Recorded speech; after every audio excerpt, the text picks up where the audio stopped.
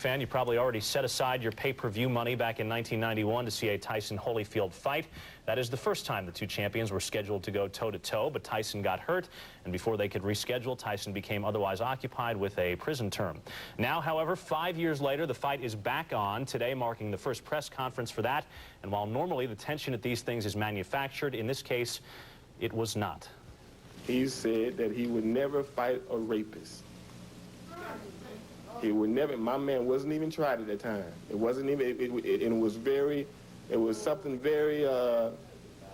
Very. You just don't do that to people in your same field. You don't do that to your peers at a time when they down. Some of the things that came out of his mouth during that time, we just don't do that where we come from. He got to pay the price. No, I didn't say that, but you know, it don't make no difference. They can pump anybody anything they want to say. I didn't say that. You see me say that? And I will go back and I will find it. I read the paper. He know what he said. Everyone knows what he says. If he's not man enough to say it, then that's on him. Okay, the fight itself, which may or may not last longer than the exchange you just witnessed, takes place on November 9th. Tyson has been installed as a 25-to-1 favorite. Rob. The consumer outrage at the prices that they pay for what are seen as pay-per-view heavyweight mismatches has now led to this. Cablevision, that has about 3 million cable homes, will allow fans to buy the November 8th Tyson-Holyfield fight at a rate of $9.95 per round. Up to the I'm not kidding, up to the retail price of $49.95. So anything under 5 rounds is a bargain. In his comeback, Mike Tyson took out McNeely in 1 round, Buster Mathis in 3, Frank Bruno in 3, and Bruce Seldon in 1. And then there's Evander Holyfield, who's not given to hyperbole. Since we first were introduced to Holyfield back in 1984, he has let his fists do the talking, which is why this full-page ad in this morning's New York Times and Atlanta Journal-Constitution was so out of character. A week from Saturday night may or may not be Mike Tyson's first real challenge in the year and a half since his release from prison. Now, whether Evander Holyfield finishes the first round or is finished in the first round, it won't be for a lack of trying, a lack of talent, or a lack of courage. Al Bernstein reports from inside the ropes. Evander Holyfield isn't kidding when he says he's going right after Mike Tyson in their November 9th bout. His whole game plan revolves around getting Tyson to back up. And the buzz phrase around the Holyfield Houston training camp is that Holy will peel Mike's wig back for him. Strong talk. And to back it up, Holyfield is working with strong sparring partners, including contender David Tua. Holyfield blistered Tua in 1 day of sparring.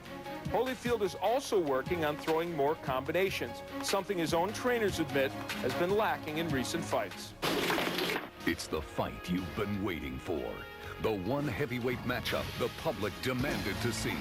Now get the real story behind the confrontation that's got everybody talking. Don't miss Inside Tyson versus Holyfield. Finally. Next on Showtime. Finally, the two greatest fighters in the world are meeting each other. He knows what he had coming for him. I'm ready. I'm ready. Finally, they can have their personal grudges aired and expressed. You just don't do that to people in the same field. You don't do that to your peers at a time when they down. Mr. Holyfield said bad things. A couple of those fights said bad things about me while I was in prison. He said that he would never fight a rapist. I didn't say that. You see me say that? And this is real personal. This is real emotional. Really, it don't make a difference. We still got to fight. Finally, they will meet and settle this personal difference because they got a deep-seated, ingrained personal hostility toward each other. You got nothing coming, man. You got nothing. I think it is fascinating that his camp feels that they need to pump Mike Tyson up with lies to get him up for this fight. Mike don't need no pumping up. I'm gonna like this. I'm gonna have a good time this fight. I look forward to this fight. One never knows how good they are until they fight the best.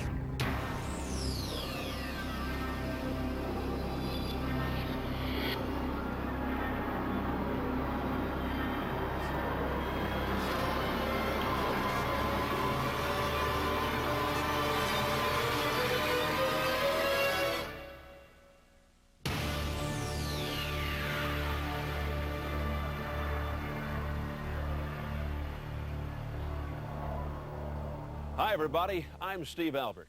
and welcome to Inside Tyson versus Holyfield. Often in boxing, fights of magnitude are given dramatic names filled with alliteration, verbose rhetoric, and internal rhymes. But when Mike Tyson takes on Evander Holyfield for the WBA Heavyweight Championship, the bout has been awarded the most succinct, most uncomplicated of names. For this bout is simply and aptly entitled Finally. For finally, the two most successful, most respected heavyweights of their generation will meet. For finally, Tyson will face a fighter renowned for his skill, courage, and willingness to brawl. For finally, an angry Tyson will have the opportunity to settle a personal score against his longtime rival. And finally, for the first time in boxing history, every reigning heavyweight champion will be defending his title. For IBF champion Michael Moorer will take on undefeated power puncher Francois Botha. And 6'7" unbeaten WBO title holder Henry Akinwande meets former Soviet champion and mandatory challenger Alexander Zulkin. During this half hour, we'll be looking at the personalities, strategies, and matchups of all the fights on this history-making night. But first, an exclusive conversation with the reclusive Mike Tyson. He knows what he's going to get. He's good. He's a great fighter and all that, but you out of your league, man. One thing you got to understand, you ain't no fear of me. I'm going to like this. I'm going to have a good time in this fight. We're in the hurt business. Yeah, I want to hurt him. There's no doubt about it. You know what I mean? But if it happens in 30 seconds or 10 rounds, whatever it is, my objective is to hurt him. Through his career, Mike Tyson has never been reluctant to express his disdain for his opposition. I wanted him to remember this for a long time. I could have knocked him out in the third round, but I wanted to do it very slowly. Nor did he make a great effort to stifle his legendary rage. Let him go. I'm just angry, period. I'm just angry at everybody. I'm angry at my pigeons because they don't fly high enough, maybe. I'm angry at my dog because he don't come when I call. Okay, I don't know. But ironically, the one place where society condones and awards the physical expression of his inner rage is the one place where Tyson is without emotion. That place is, of course, the ring. Everyone thinks that when I fight, I'm an angry man, but I'm never angry. That's when I'm at my most disciplined and coolest moment. And fighting, you have to be totally emotionless. You can't have feelings. Everything has to be swept from your mind. No emotions. But as Tyson prepares to defend his WBA title, the question becomes, will he be able to control his emotions and curb his anger against a man he has actively disliked for almost 5 years, Evander Holyfield? It's just that he's a part of, it's just when I look at him, he's a part of all those people that just, they really don't, they really think the worst of me. As a person, that is, as a person, not necessarily a fighter. His whole thing is trying to intimidate you. You can't intimidate somebody that's not intimidating. You're wasting your time. It's a lot of effort and a lot of all day emotion, and it don't really mean nothing. Big deal, big deal. I don't give a damn about what he says. You think I care about what him or anyone else says about me? I've been called things that he can't even pronounce. So what the hell do I care? Or someone saying something to me?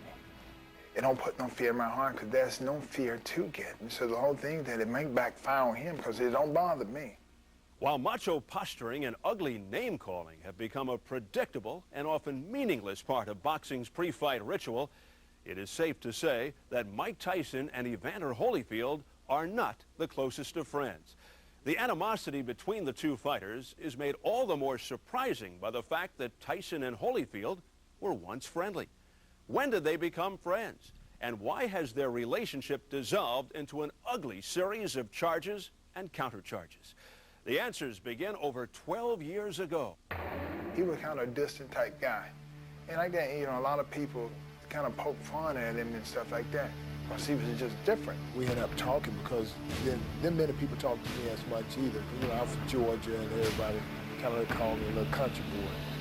At the trials for the 1984 Olympics, a shy 17-year-old Mike Tyson and a reserved Evander Holyfield were often ignored and ostracized by the more established amateur stars.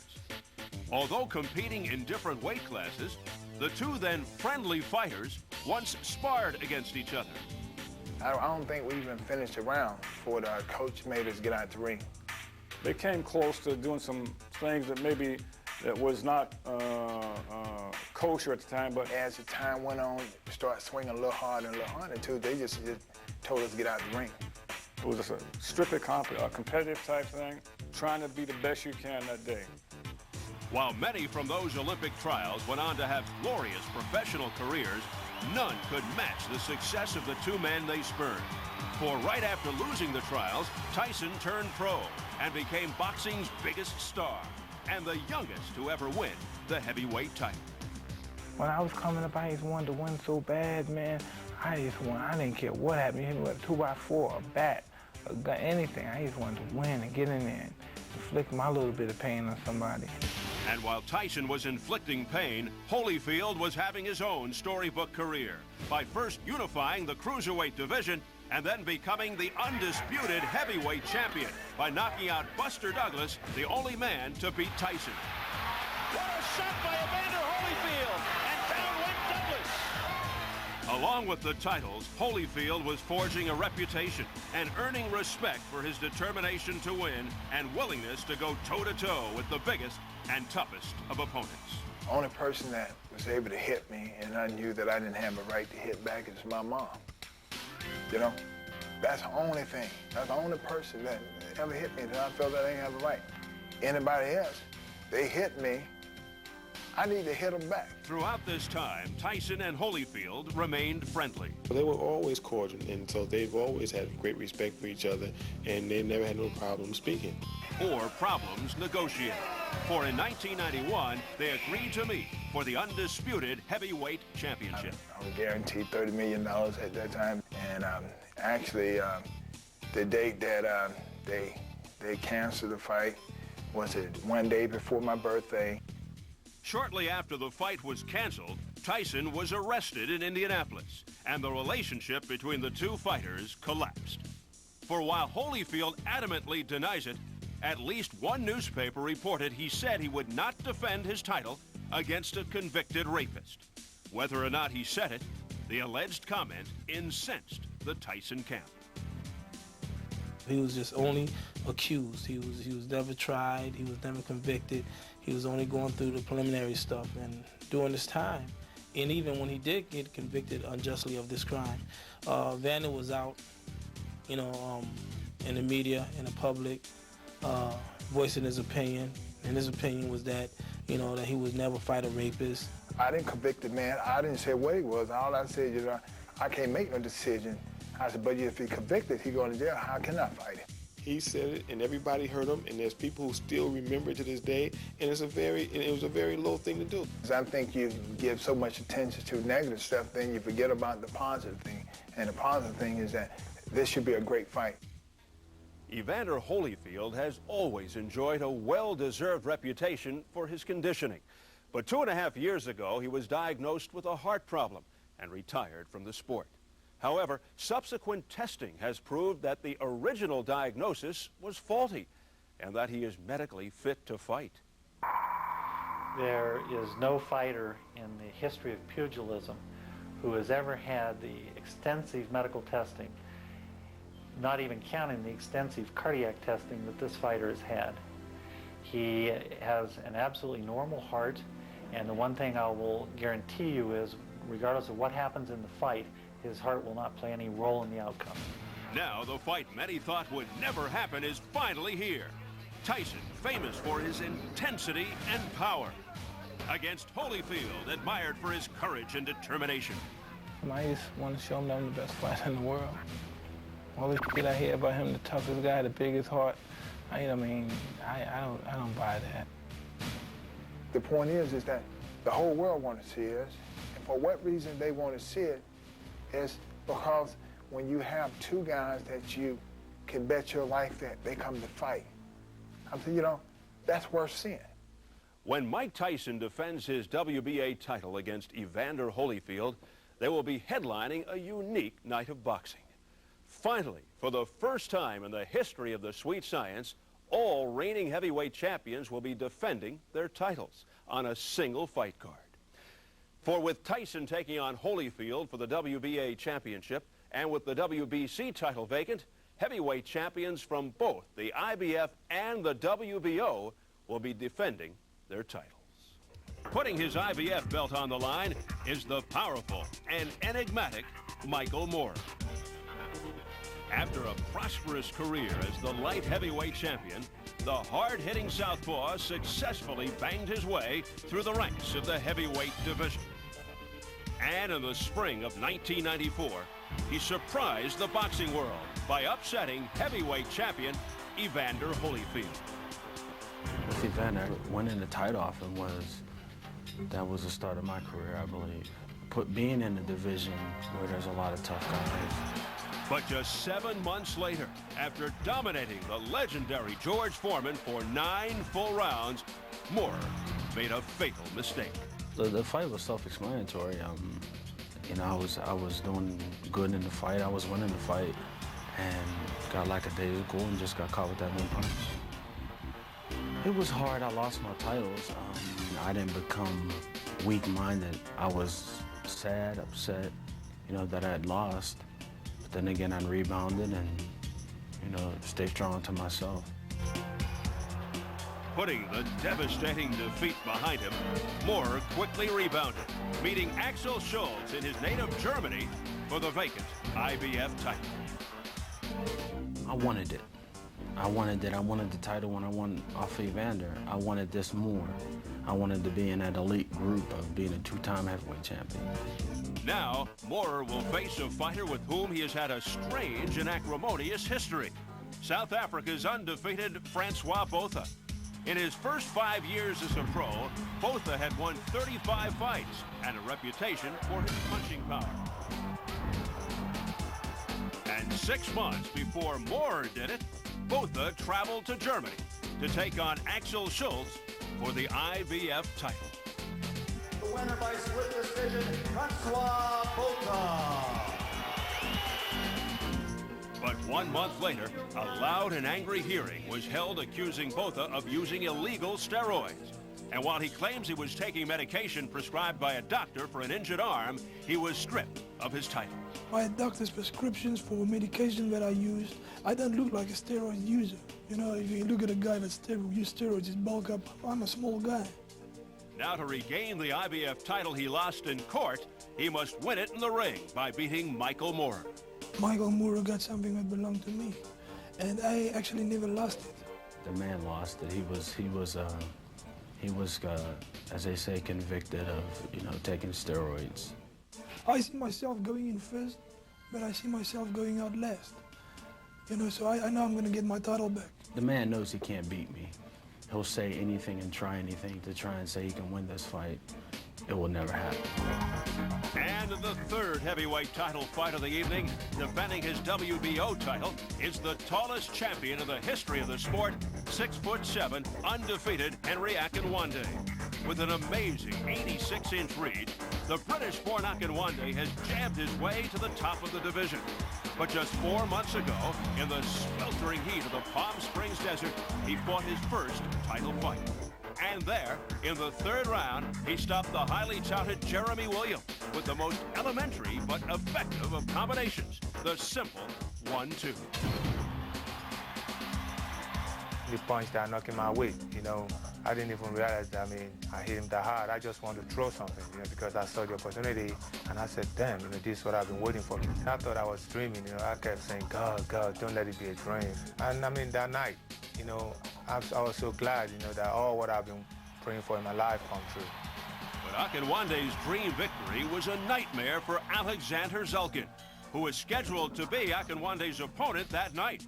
But a cut over his right eye forced him out of the fight.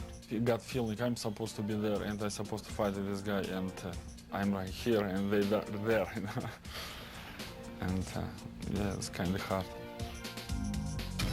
The soft-spoken 6'5" former Soviet amateur champion has used his size, skill, and aggression to compile a 24-2 record.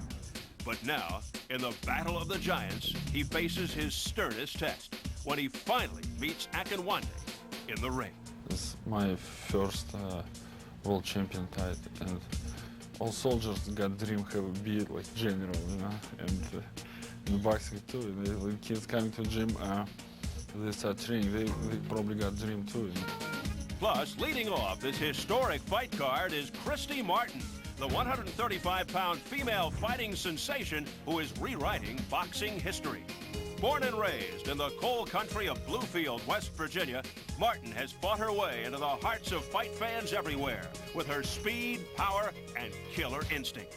I think the boxing people, they enjoy my style and they appreciate my hard work. They like to see someone go out there to try to land bombs, make the fight a brawl. It was just 15 months ago that Mike Tyson began his boxing comeback. And now, 2 titles and 4 bouts later, he will be meeting one of the most respected, most admired fighters of our era, Evander Holyfield. It will happen, of course, in a fight card entitled Final. Finally, the 2 greatest fighters in the world are meeting each other. Evander Holyfield and Mike Tyson. Finally. I'm a winner if the fight go 1 round. If it go 2 rounds, I'm a winner. 3 rounds. It don't make no difference what distance it go. When it's all over, I'm the winner. I just want to show him that he's not in my league. I'm just convinced that I just don't believe that he believes that he can beat me. I just don't believe that. I don't believe that. Finally, after all the posturing by the fighters, it's here. The long-awaited fight between Mike Tyson and Evander Holyfield. Plus, you'll see 2 more world heavyweight title bouts and the one and only Christy Martin on an historic night of boxing. Finally, you have all the best heavyweights in the world, reigning champions and contenders, on the same card, never before in history, that's taking place now. You can see it live Saturday, November 9th on pay-per-view. I'm Steve Albert, and thanks for watching this special edition of the Showtime Championship Boxing Report, Inside Tyson versus Holyfield. So long, everybody.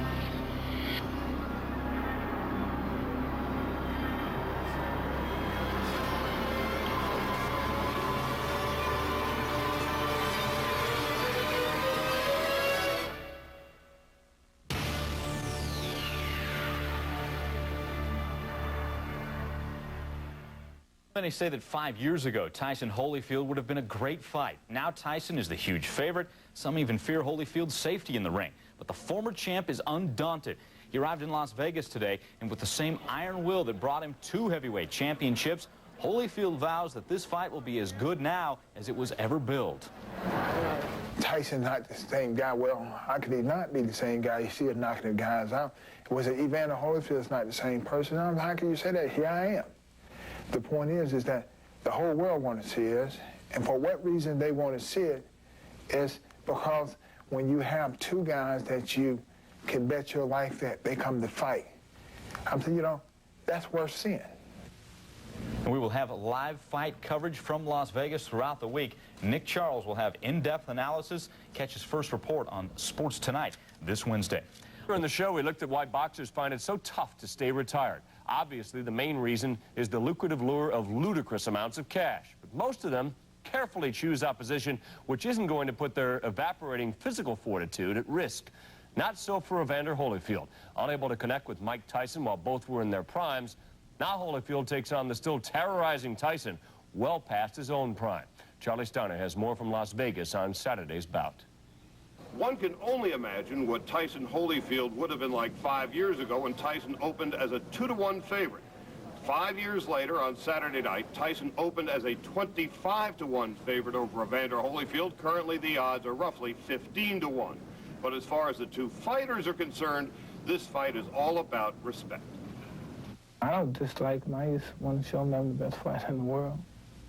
All the shit I hear about him, the toughest guy, the biggest heart, I don't buy that. His whole thing is trying to intimidate. You can't intimidate somebody that's not intimidated. You're wasting your time, a lot of effort. and a lot of all their emotion, and it don't really mean nothing. And we are joined by our usual suspects, Al Bernstein and John Saraceno from USA Today. Intimidation, of course, has always been the name of the game for Mike Tyson, but Evander Holyfield is not likely to be intimidated. I don't think he understands what that is. We've seldom seen a man in boxing with more courage or more heart. We always used to tell Evander Holyfield, your best bet is to box and move, be a boxer-puncher like he was as a cruiserweight and occasionally showed as a heavyweight. For this fight, ironically, he wants to be aggressive and go right after Mike Tyson. That may well be his best tool, and you can't do that if you're intimidated. And on Tuesday, John, you saw Evander Holyfield spar, and what did the sparring session tell you about him? Well, Evander was trying the jab, but as soon as he would get tagged by Gary Bell, he would immediately start to rumble. He's throwing a lot of combinations and was effective. But the one thing with Evander Holyfield I think Mike Tyson can exploit is the body. I don't know if Evander can take it to the body. Riddick Bowe showed that. And if Mike Tyson's smart, that's the first place he'll attack. The surest bet in Las Vegas this week, this fight's not going to go the distance. It has the makings, at least in the early going, of another Hagler-Hearns a decade or so later. We will have plenty of coverage from Las Vegas throughout the week, including the weigh-in on Friday, and, of course, all the post-fight coverage on Saturday night immediately afterwards. For John Saraceno and Al Bernstein, Charlie Steiner, ESPN at the MGM Grand in Las Vegas. Welcome back to Late Night. Let us not reminisce about what might have been had Mike Tyson and Evander Holyfield squared off 5 years ago. But rather, we look ahead to this Saturday night when two of boxing's most heralded heavyweights finally meet inside the ring. This, another step along the comeback road for Mike Tyson. What the former champ feels will be another step towards regaining the undisputed heavyweight crown. CNN's Nick Charles has more from Las Vegas. The heavyweight division is once again at boxing's forefront. The reason can be summed up in 2 words: Mike Tyson. He's a 15-to-1 favorite to pull the plug on Evander Holyfield here at the MGM Grand Hotel this Saturday night. I spent time last week here in Las Vegas with Tyson. What I saw is a guy who believes that if he applies himself, nobody and nothing can shake him in or out of the ring. What do we really know about Mike Tyson in this phase of his career? He's a world champion again and relishing the role. Focused, driven, and dangerous. Nothing discourages me. I refuse to give up in life, and I won't allow nothing to just stop me. Since coming back, Tyson's needed less than 8 full rounds to ravage 4 opponents. Some were game, but out of their element. Others were plainly terrified. But together they offered the resistance of lambs to slaughter.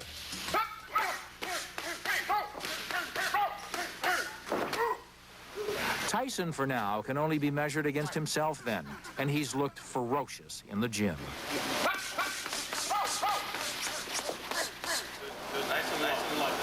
I'm not drinking, I'm not hanging out late, and I love God.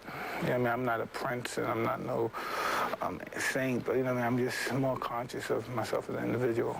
That was not always the case, because in the old days, when he seemed to be careening out of control personally, his raw savagery would always pull him through professionally. You know, I would start training for 2 weeks, and I was trained, and I said, I'll leave, and then 3 weeks before I come train. I didn't do no boxing or nothing at all almost for the Tony Tucker fight, which I'm not proud of, but it's just that I was a psycho. Some would say having a white Siberian tiger that's 245 pounds and growing would indicate this is still a man skating on the edge. But Tyson says perception is not reality. People that don't know me, just know me from boxing, they look at me, they really think I'm an animal. They think I'm some savage. I go in there, I knock guys out, I fight, I get a bunch of money. I screw a bunch of girls, I buy a bunch of fancy cars, a bunch of fancy houses to lure people to be attracted to me. And so they don't understand that, you know what I mean? I'm pretty much cultivated in my surroundings. Tyson says anger is no longer the fuel that feeds his engine, and that he's learned to separate the smoke from the fire in his life. I don't take no I don't bull people. I don't want people to bull me. And if you have anything positive to say to be around me, just stay away from me. That's all I ask for. He's back. He's winning titles, with more apparently on the way. Yet Tyson doesn't claim to be content and justifies it by saying that would only lead to complacency. If I was to get too caught up in being happy and say, well, I'm not happy and this and that, I wouldn't able to be, I would put too much emphasis on that, and I wouldn't be able to achieve my objectives. Tyson told me something else. He's finally come to know himself. The money he makes inside the ring is a wonderful thing. The attention he receives outside of it, a double-edged sword. But Mike Tyson is fighting again clearly because he enjoys it. And that's bad news these days for anybody on the receiving end. That's the story now from Las Vegas. Let's go back to Atlanta. Having waited since 1991 to finally meet in the ring, Evander Holyfield and Mike Tyson go toe-to-toe Saturday night. And the wait lasted about as long as this afternoon's news conference in Las Vegas. Certainly longer than any of Tyson's comeback bouts, all three ending before the fourth round. Holyfield had to wait even longer, sitting at the Overflow news conference for nearly half an hour before the Tyson camp arrived in their own headgear. When they did, it was vintage Don King circus, speaking a language all his own. Tyson and Holyfield less hostile than in previous promotions for this bout, and a media throng so thick, even Harry Connick was credentialed. Don King got it going. Every part of his body is like Barishnikov, or whatever his name is, the guy who can do the ballet and do this, Barishnikov, this guy that do the twirl his feet up in the air, the thing. All of Russia is going to watch this fight because he has double shock power. You know what I mean? All of the people in Indonesia, you know what I mean, in India, they always, there he is there waving from Indonesia because he got double shock power. If I'm the chance of me being the heavyweight champion of the world, I have to fight the best and I have to be ready for the best. So if I didn't watch his fight, then I would be putting myself in a situation to be surprised. But because I have watched him for a long time, I'm not surprised about anything. I think he's a beautiful fighter. I just believe I'm better. I don't know what anyone feels. My objective is to make my opponent feel my punches. Hi, I'm Harry Connick Jr. I'm reporting for The Tonight Show. I have a question for Evander. Evander, I just wanted to know, do you think you could take out Jay Leno? Well, yeah, that'd be easy because he's got a big chin. Do you think Harry Connick Jr. has double shock power? The peculiar proceedings also included the manager of Francois Botha, who is another King property, who'll be fighting Michael Moore on the undercard, shouting down a media member by repeatedly screaming, "Get busy, coward!" Much more on the scene in Las Vegas later in SportsCenter from Charlie Steiner. Earlier in SportsCenter, we showed you some of the theater of the absurd that is a boxing news conference, especially one run by Don King, the king of incongruity. Double shot power. Our fight team in Las Vegas joins us now with an attempt at interpreting and translating some of what went on this afternoon at the MGM Grand. Ironically, it would have been 5 years ago on Friday night that Mike Tyson and Evander Holyfield would have fought for the first time. 5 years later, come Saturday night, they will finally get it on in the ring. On Thursday morning, the pre-fight press conference at the MGM Grand Garden where the fight will take place. As usual, Mike Tyson let most of the others do the talking for him. And come Saturday night, he got a real problem. Only he know the value of his life. So if he's staying there and wants to fight with Mike, then so be it. You know, I've watched Mike for a long time, and it always impressed me in things that he did, and because I'm one of the type of guys that deal realistic. If I'm the chance of me being the heavyweight champion of the world, I have to fight the best and I have to be ready for the best. This is what I do. You know, he believes he's the best fighter in the world. I definitely know I'm the best fighter in the world. And we're going to see Saturday night. And then the inevitable photo op. Tyson, King, Holyfield, only two of them will be in the ring on Saturday night. I am with, as usual, Al Bernstein and John Saraceno from USA Today. So, class, what did we learn today? Well, we didn't learn too much from the fighters. Their demeanor was very close to the vest. No emotional outbursts from them. In fact, at one point, one of the questioners from the press almost got Tyson to give Evander Holyfield a guarded compliment, so that was news of some sort. But while they were very calm in their demeanor, John, that was not true of their handlers, especially Team Tyson. And now it always makes me wonder, why does Team Tyson continue to use this low road of intimidation if they think they really have the baddest man on the planet? I think they're still trying to build Mike Tyson's confidence for all of his fights in this comeback. This fight, 5 years ago, Tyson was a 2-to-1 favorite. As of now, he's roughly a 10 to 12-to-1 favorite. But this intimidation thing is not likely, Al, to affect Evander Holyfield, not based on his history. No, I don't think it's designed to affect him in the ring because, as you say, Charlie, Holyfield is the kind of guy that can be intimidated. But I think it's designed to boost those pay-per-view sales. Aha. Therein lies the rub for Al Bernstein, John Saraceno. I'm Charlie Steiner at the MGM Grand in Las Vegas. Thank you, guys. Tomorrow, 6:30 Eastern, they're back with us. We'll have the weigh-in live, in which you'll be able to see not only double shock power, but Holyfield and Tyson display their personal taste in men's briefs. Welcome back. The countdown that began some 5 years ago is down to its final ticks. On Saturday night in Las Vegas, Tyson and Holyfield will finally engage in battle. With more on the day in Vegas, here's our Nick Charles. There's nothing like a boxing news conference to shock, bemuse, and perhaps offend half the world's population. Thursday, we saw everything from racial stereotyping to quoted scripture to bare-knuckle challenges. And that was just during the undercard introductions. But the main attraction was the main event, Mike Tyson and Evander Holyfield, initially scheduled 5 years ago. Since then, the heavyweight title's been either held, lost, or won back by both men. But Thursday, it was Tyson with the belt and Holyfield at the moment, the 12-to-1 underdog.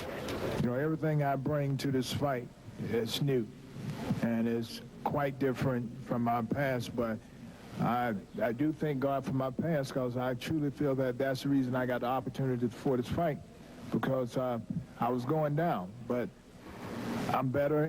I'm just interested in showing you my thing. This is what I do. You know, he believes he's the best fighter in the world. I definitely know I'm the best fighter in the world. And we're going to see Saturday night. The overwhelming consensus among boxing experts here is that while Mike Tyson is definitely back with a vengeance, Evander Holyfield has gone the other way. Most feel he's just been in too many wars and taken too many punches, but Holyfield naturally disagrees. The fight is now just 2 nights away, and so the vital question now is he deluding himself? Evander Holyfield, he's been heavyweight champion of the world twice. He has the heart of a lion and the determination of a pit bull. But Saturday night he'll be in the ring against a younger man who's a ferocious fighting machine. Holyfield has courage, but many say fighting Mike Tyson now is suicidal. People got to know that I love myself more than I think anybody loved me. I'm going to look out for myself, and, you know, I accept the prayers, but, you know, I don't need to hear no fear. People trying to put fear in my life to the point to say a reason why you shouldn't do it. Holyfield's now 34 and feels every bit of it. Unlike other sports, fighters get old overnight. If you drop your heads and you just don't get them up fast enough without getting hit, and you punch, you don't punch in a large volume of punches as like you used to. Holyfield seemed to fit that picture a year ago in his rubber match with Riddick Bowe. He put Bowe down, but couldn't finish the job, and then turned into an empty cartridge, losing by TKO. Then last May, Holyfield beat, but couldn't even drop Bobby Ches, a puffed-up, used-up cruiserweight. You take a guy like Bobby Ches, who you're supposed to blow out with a one shot, you miss with shots, he hanging there a lot longer than you're huffing and puffing. You ask yourself, well, what's wrong? I'm hitting this guy. But, you know, things like that happen. Holyfield once was believed to have a heart ailment, but the Mayo Clinic recently pronounced him to be medically sound.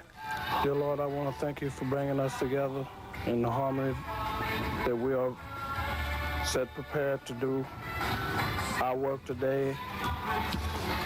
Amen. Amen. Holyfield claims the power of prayer cured his condition, and that this same fierce spirituality, coupled with God-given ability, will be the difference Saturday night. The more that you feel that you don't have, more you tend to draw to the Lord for. Regardless of how much you read the Bible and how much you pray and all that, but if you don't work, it's no good. Holyfield knows the odds. His age and his opponent make him a colossal underdog, but he wants one more shot at glory. And I have an opportunity to go out on top, so what would be reason not to when you feel that you're capable of doing it? You just have to work a little harder, you have to put more time in, and I think it'd just be even sweeter. Evander Holyfield makes no excuses, whether the subject is his age, his recent performances, or his reason for fighting Mike Tyson. He just wants to win. And if he does, it would easily be the most astonishing accomplishment in his long and mostly illustrious career. That's the story from Las Vegas now. Let's go back to Atlanta. Well, for half a decade, it looked like their 1984 amateur meeting would be their only get-together. But after jail time for one, heart problems for the other, Mike Tyson and Evander Holyfield have again found their way to the ring. They fight for Tyson's WBA title tomorrow in Las Vegas. The weigh-in comes up during this hour. SportsCenter Charlie Steiner anchors our coverage from Las Vegas. Charles. All right, Mike, we welcome you to the MGM Grand here in Las Vegas. In just a couple of minutes, the weigh-in for the undercard will commence, and then the weigh-in for Evander Holyfield and Mike Tyson. There is a big crowd inside the Grand Garden where they will be fighting the fight tomorrow night. Ironically, it was 5 years ago tonight that Holyfield and Tyson were to have fought the first time. So instead, 5 years later, we have the weigh-in, and we are joined by USA Today boxing writer John Saraceno.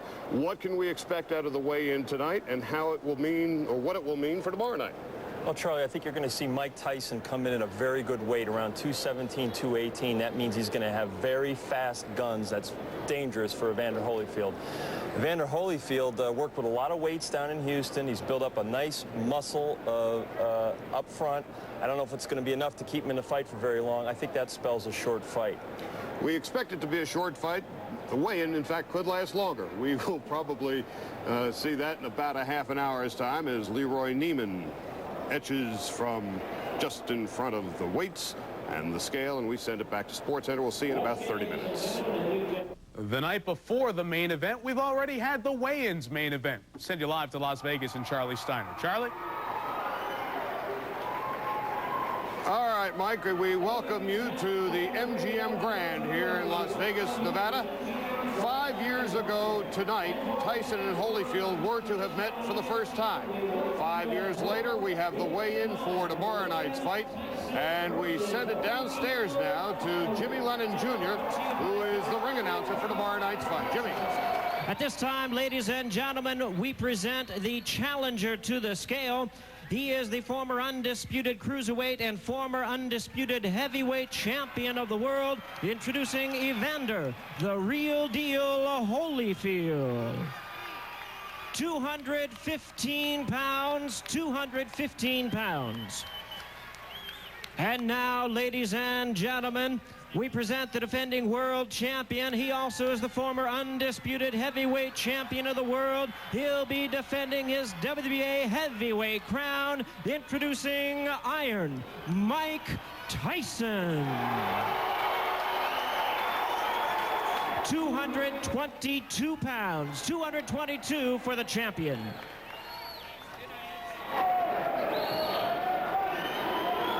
So Mike Tyson at 222 pounds is heavier than he has ever been before for a heavyweight championship fight. He was 221 and a quarter when he won the title against Trevor Berbick, but he has never been as heavy as 222 before. And as usual, there is no expression at all except intimidation on the face of Mike Tyson. Evander Holyfield broke into a big smile. If there is any significant difference in the tail of the tape, it is the reach. A 6.5 inch reach advantage for Evander Holyfield. And I suppose we use the word advantage loosely because he is, of course, going to have to keep Mike Tyson at bay.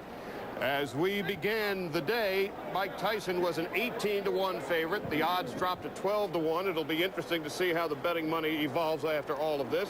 What's your take on the weights? Interesting weight for Mike Tyson, Charlie. 222 pounds. Normally he's at his best when he's around 219, 218. Very fast hands. I think it suggests that Tyson trained a long time for this fight coming off the Selden fight, and he's really been working hard.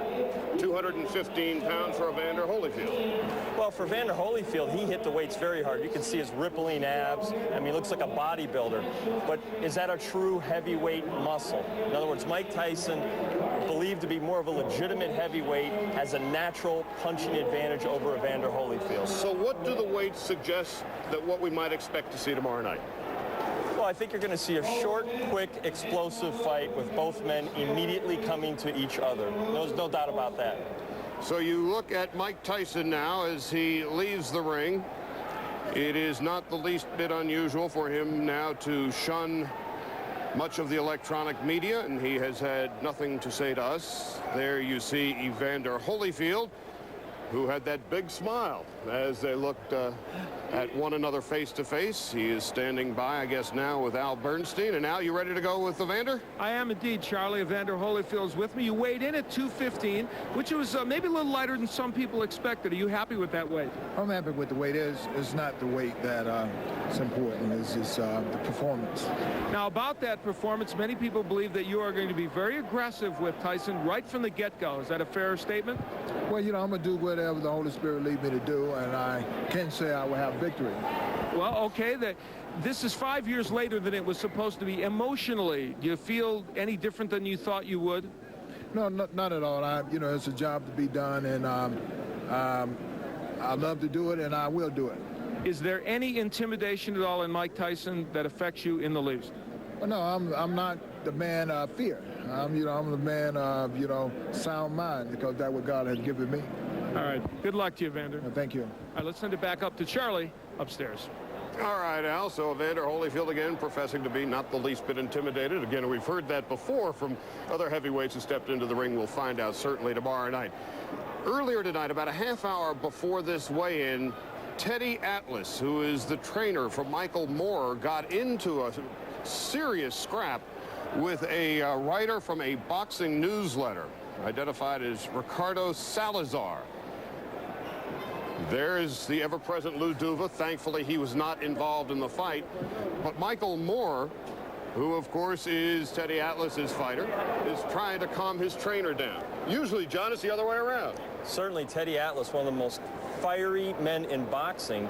And what we saw there was Teddy Atlas, a former fighter, going against Salazar, a former fighter himself, turned writer.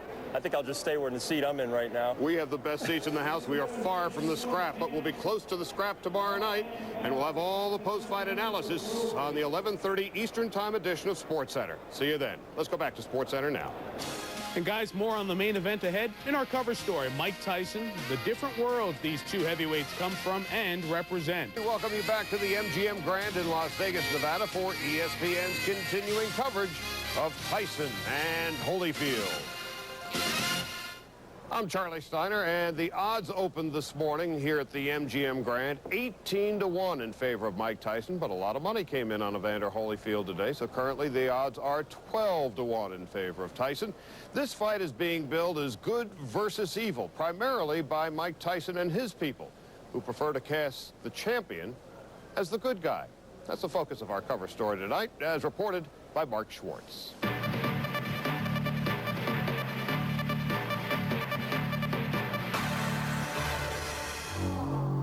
Some have called it the ultimate clash of good versus evil. And whether the shoe fits or not, Mike Tyson is not afraid to wear it. Well, he's a good church boy. And I'm the bad, villainous, turned Muslim type black man, I guess. I'm a rotten, mean, no good, lascivious dog. If it's good versus evil, I know that the good is Mike Tyson. Horn believes Tyson isn't given the respect he's due outside the ring, and he points the finger directly at Evander Holyfield. Evander is stupid sometimes, but he ain't crazy. He can look there. He knows what he got to deal with in that ring. But he don't respect Mike Tyson as no person. He does not. He believes he's something better than Mike Tyson. He believes that he's somebody who has more integrity than Mike Tyson, and he does not. So he does not respect him as a person. That's the only reason sometimes probably I want to beat them the way I do, because they don't respect me. The cauldron of rhetoric came to a boiling point at an October press conference when Horn stunned Holyfield by accusing him of disrespecting Tyson in the days before his rape trial. At that time, I heard a guy say things that wasn't something I would ever dream would come out of his mouth. He said that he would never fight a rapist.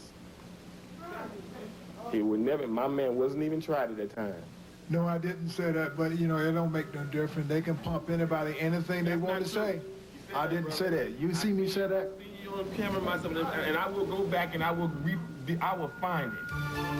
What Horn found was a Chicago Sun-Times story from February of 1992 that paraphrases Holyfield as saying he would never fight a convicted rapist. The article contains no direct quote, and Holyfield maintains he made no such statement. not so much they brought up, it's so much they tried to accuse me of saying something that I didn't say, but in one way, try to make me apologize for something that I didn't say, try to make me feel weak. You know, they should have known. You don't even go that way with certain people. He know what he said. Everyone knows what he says. If he's not man enough to say it, then that's on him. If I said that, I would have told him to his face. You don't have the heart to say it to my face. I'll kill him if he ever says to my face. Not man enough.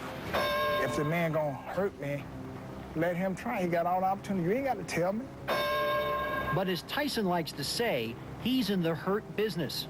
And if there's one thing Holyfield clearly does not respect about his opponent, it's the way he conducts that business. A bully is not used to nobody smashing them. I've been smashed all my life. They not used to somebody looking them dead in the eye, and they not used to feeling the same thing that everybody else feels. You can say whatever you want to make somebody believe that he's the good boy and he's the overachiever, but we're gonna see. You know, you can't bully over somebody that don't let you bully. And it just so happened he fought a lot of guys that was intimidated. He's not in there with no punk. He think he's in there with some bully, some punk. I'm gonna show him what a bully does, and then after the fight, we're gonna show him what a bully is. With Al Bernstein and John Saraceno, who get along infinitely better than Evander Holyfield and I hope so. And Mike Tyson apparently do. How real is this good versus evil and all of this that we're hearing this week?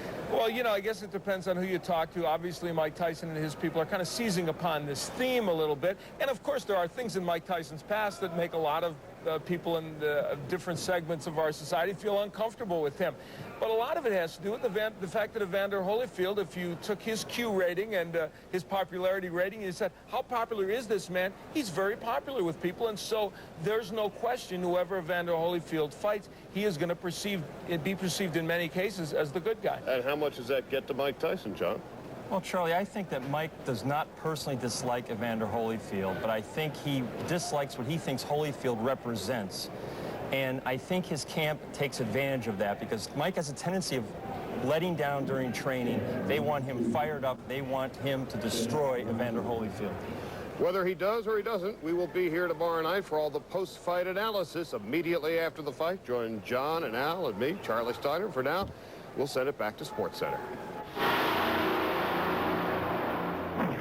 It's the night we've all been waiting for.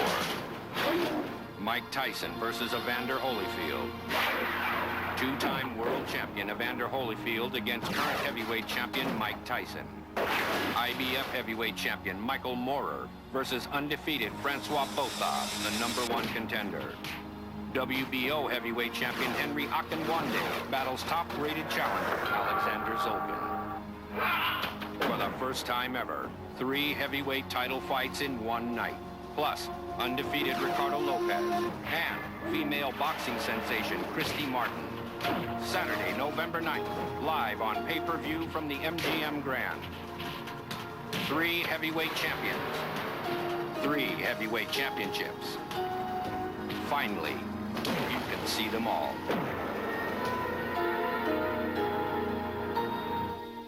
This day has arrived. In a little more than a couple of hours' time, Mike Tyson and Evander Holyfield will enter the ropes for the much-anticipated and long-awaited meeting. The first bout along Iron Mike's comeback that has the promise of being much more than just hype. Like clockwork, our Nick Charles is ringside in Vegas to set the stage for us. Take it away, Nick. Nancy, we're at the MGM Grand Hotel here in Las Vegas. It's happening 5 years later than it should have, but it's here, as you said. This time, though, Mike Tyson's the 9-1 favorite to knock Evander Holyfield into retirement. Both fighters predict victory. That, of course, cannot happen. Yesterday, I got final thoughts from each guy moments before they disappeared into pre-fight seclusion.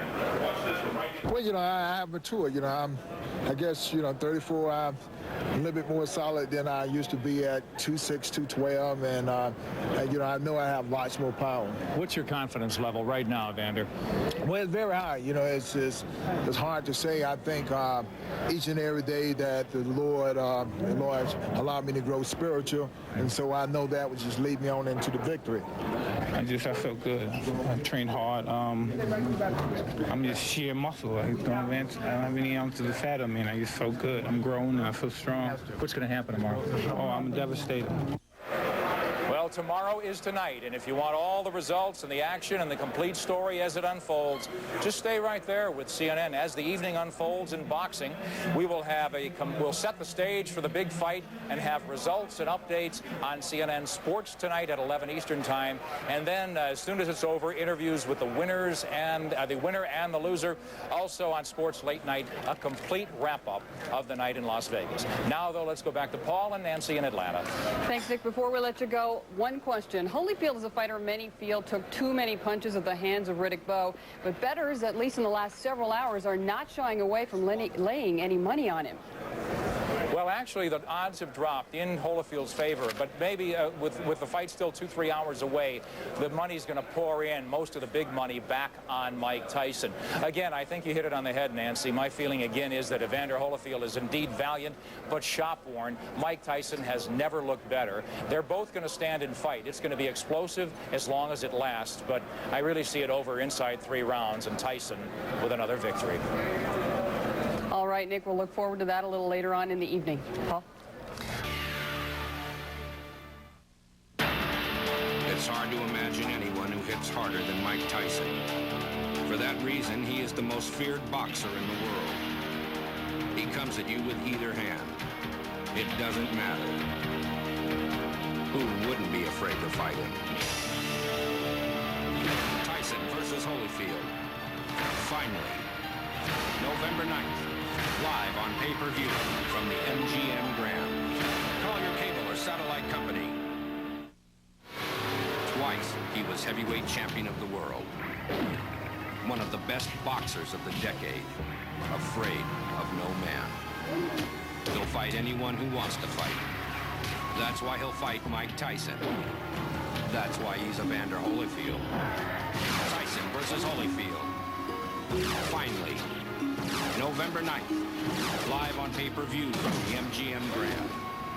Call your cable or satellite company. Mike Tyson versus Evander Holyfield. The 2 best fighters of the decade meet head-on. Michael Moorer battles Francois Botha, and Henry Akinwande versus Alexander Zulkin. 3 heavyweight championships, plus female boxing sensation Christy Martin. Saturday, November 9th, live on pay-per-view from the MGM Grand. Finally, you can see them all. Call your cable or satellite company. Twice, he was heavyweight champion of the world.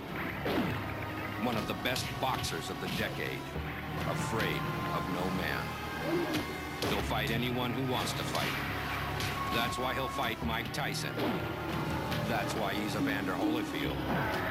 Tyson versus Holyfield. Finally, November 9th, live on pay-per-view from the MGM Grand. Call your cable or satellite company.